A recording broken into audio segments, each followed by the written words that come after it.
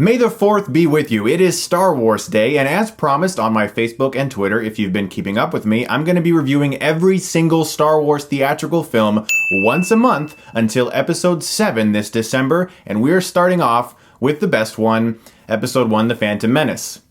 I'm kidding. Let's talk about it. Now, I'm well aware there are plenty of fans of the prequels out there. There's lots of people who enjoy these movies, and they've had to endure people hating on them and trashing them for many, many years. And while there are fans of the prequels out there, I think the majority of us can agree they were very disappointing movies. And I'm going to do my best to do a level-headed review of The Phantom Menace because we're many years away from the release now. We've all had time to process it. We've all had time to think about it. And in my notes, I actually wrote, "Don't hate on it unnecessarily just because you feel like it."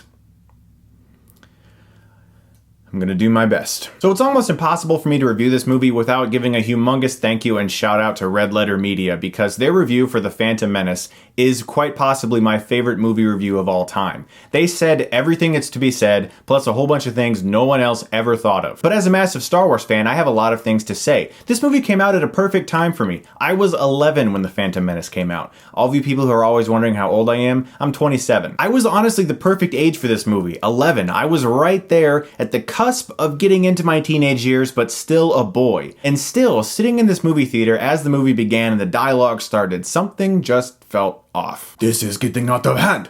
Now there are two of them." There are things I'm very thankful for Phantom Menace for, like for instance, Episode 1 Pod Racer on the Nintendo 64, or Episode 1 Battle for Naboo. I had so much fun with these games, and I still enjoy playing them every once in a while. I was collecting the Star Wars toys at the time, like Darth Maul, and Obi-Wan Kenobi, and Mace Windu, and C-3PO, and I had all kinds of stuff. I mean, young Jedi cards. I was so into it, my friends and I even held pretend radio shows. We recorded our voices onto cassette tape and tried to pretend to be Star Wars characters. It was amazing.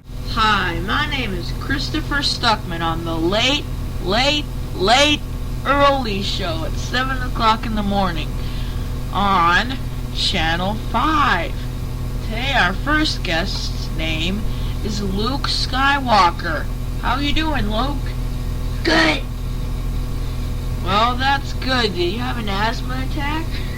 And I also found an old TV guide from 1999 with an interview with Liam Neeson right before The Phantom Menace came out, and the opening paragraph of said interview revealed quite a bit. Liam Neeson was so eager to be in The Phantom Menace, he accepted the role of the stern Jedi Knight Qui-Gon Jinn without reading one word of George Lucas's script.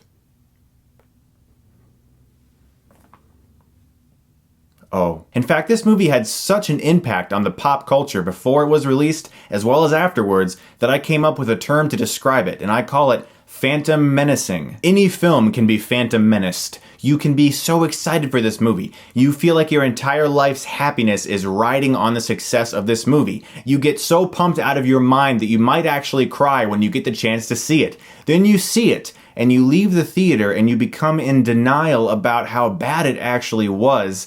And you stay in denial for many years until you eventually reveal to yourself, you know what? That wasn't that good. And I'm not going to be a hypocrite about this. I did this myself in 2008 with a little film called Indiana Jones and the Kingdom of the Crystal Skull. That was my exact experience with that movie. As a fan at that age, I was too young to really notice how stupid the special edition enhancements were, but I saw them in theaters. I was so excited for it. I loved seeing the originals. I was collecting the toys that were released at that time. I had Star Wars Pogs.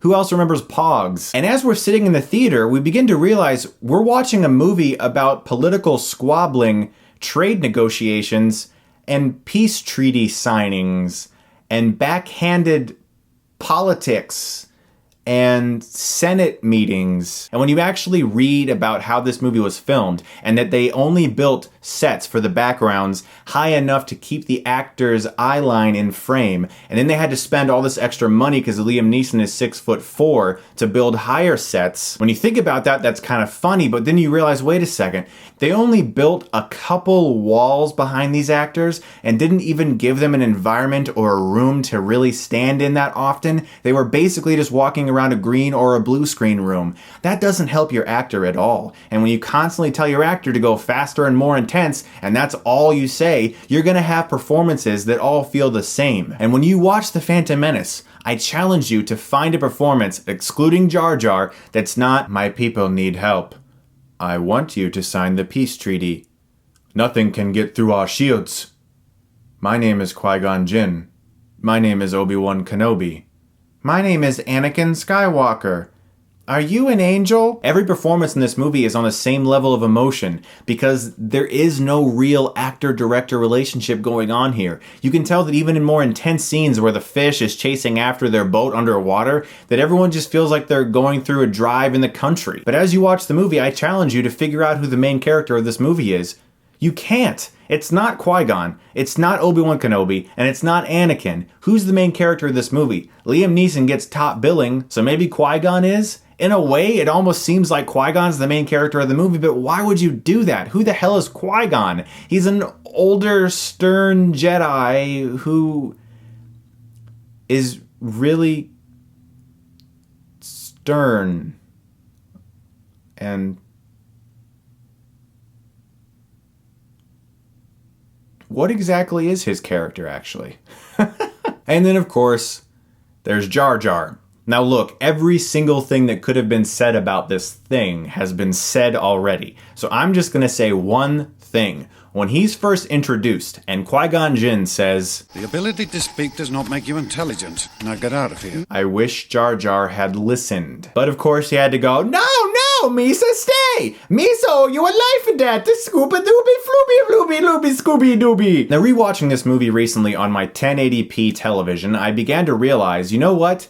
This movie is starting to look very dated. The CGI just doesn't hold up as well anymore because there's an over-reliance on it. Yes, there is more attempts at practical imagery in The Phantom Menace than in the last two prequels. But the over-reliance on CGI and the constant attempts at just throwing so many computer-generated images into one shot without any real composure or structure makes the entire film look very dated. The original trilogy still remains timeless, save for a few shots where you can really tell that just doesn't look that great. That's because they used real models that were tangible things in existence that are always going to be real things that were in existence filmed by an actual camera, so it's always going to look good. The over-reliance on the digital imagery in the prequels are now starting to make them look dated, and eventually they're going to look even more dated, and that is just one of the biggest technical flaws in this movie. Even for its time in 1999, the lifeless, dull battle droids that can be cut in half in an instant provided absolutely no tension. The stormtroopers couldn't hit anything in the original films, but at least they were people, and you felt some tension there. You really did feel suspense. When the Jedi walk out and go,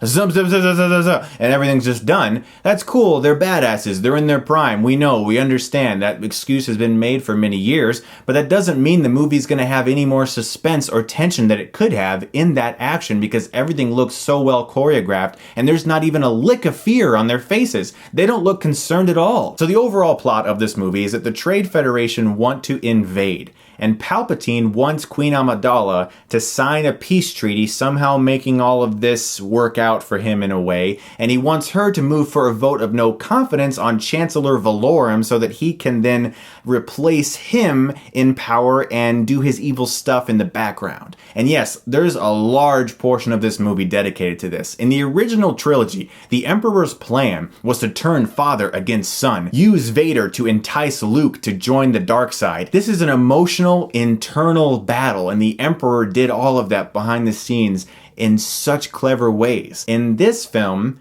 his evil scheme is he really wants Queen Amidala to sign a paper. Ooh. Now eventually the best part of this movie is introduced, and that is Darth Maul. Now why is Darth Maul so awesome? Why does everyone like Darth Maul? Why is everyone sad that Darth Maul died at the end of this movie because he was one of the best characters? Why did so many expanded universe novels and even a television show decide to resurrect him? Because he doesn't have any lines. He says like 3 things. At last we will reveal ourselves to the Jedi. At last we will have revenge. If my traces were correct, I will find them quickly, Master. And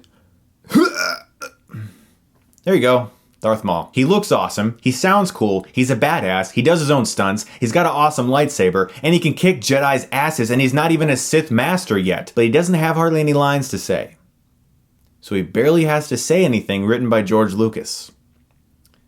That's a major plus for a character in this movie. Now, after this amazing teaser poster, we were all really pumped to see what Anakin Skywalker was going to be like. And George Lucas apparently saw Jingle All the Way and said, yeah, that kid, that's who we need. I just don't understand how certain takes for this movie were like, yeah, that's a good one. I mean, weren't people behind the scenes like watching going like, I don't know about that, man? You'll never reach the outskirts in time. Sandstorms are very, very dangerous. No, there really wasn't anyone, because if you watch the documentary of this movie, which is incredibly revealing, it actually shows George Lucas after the first rough cut screening with the producers and various people, and they all look like they're ready to jump off a cliff. It's a little disjointed. Seems like a lot of short scenes. It's bold in terms of jerking people around, but I may have gone too far in a few places. And just when he thought that the Star Wars saga couldn't get any more confusing, George Lucas decided to introduce midichlorians into the mix. That's right.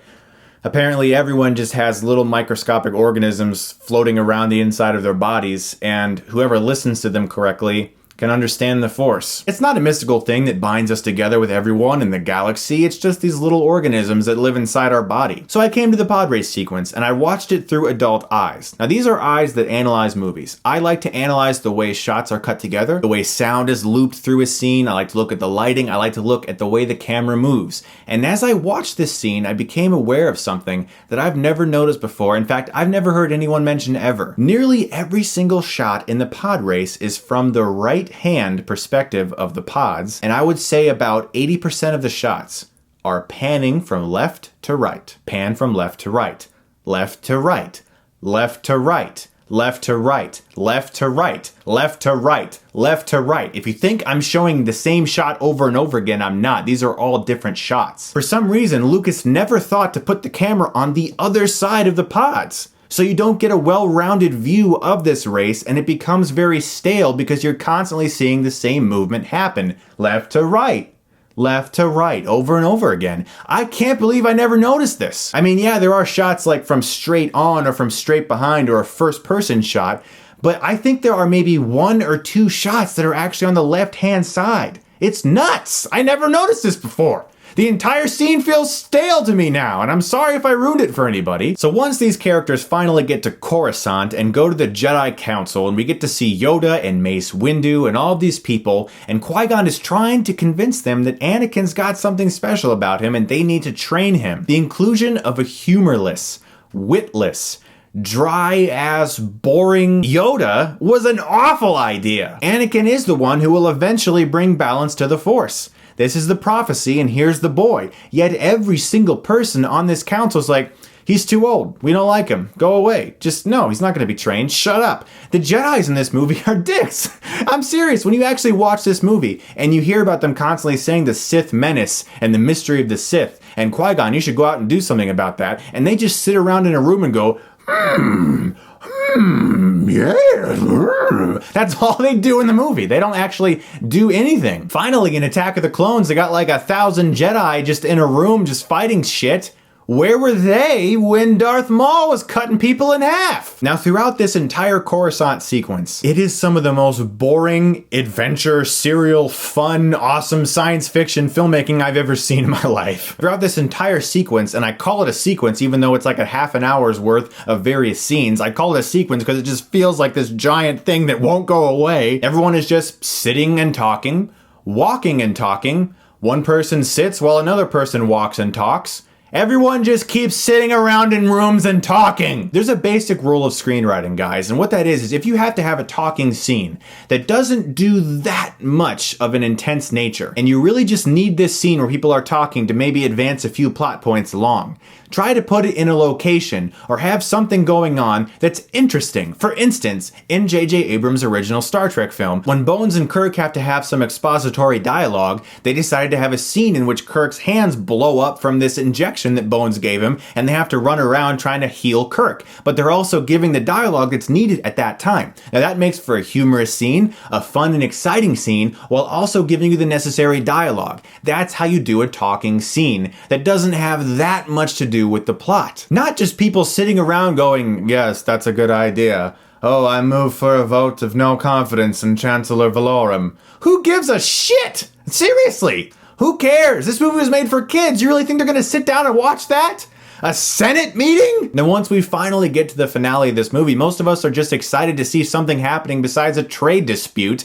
Darth Maul, Qui-Gon Jinn, and Obi-Wan are having a pretty cool lightsaber battle. I actually really like this lightsaber battle, I will not lie. It's a lot of fun. John Williams' Duel of the Fates song is brilliant. I actually had the privilege of hearing him perform it live in concert. That was awesome. I remember hearing it before seeing the movie. I was so excited. I was listening to it going, oh my gosh, this is gonna be the best movie of all time. Oh my goodness gracious, this movie is gonna be so amazing. Ah, yes. But I do really like this lightsaber fight, even though nothing of much internal conflict is going on. It's really just two Jedis and a guy, and they're cool, and they're in a cool room, and it's got effects, and it's cool. And Obi-Wan should have totally used his speed run to go through the red blaster door area, but of course he didn't, because screenplay by George Lucas. So Anakin's flying around in a Naboo starfighter, and he eventually blows up the ship and everything, but something about that scene always bothered me. He's got a child-sized helmet in the cockpit. Now, can you imagine how much better of a scene it would have been if he had to wear an adult-sized helmet and it didn't fit and he had to try to see out of it? It would have been fun. It would have made the scene more entertaining if he actually had to try to fit into an adult helmet, but no, he has the convenient child-sized helmet just there for some reason. It's these various ideas that could have been in so many scenes to make them better that Lucas never thinks of. So the best character in the whole movie gets cut in half after Qui-Gon Jinn dies and says, you have to train the boy.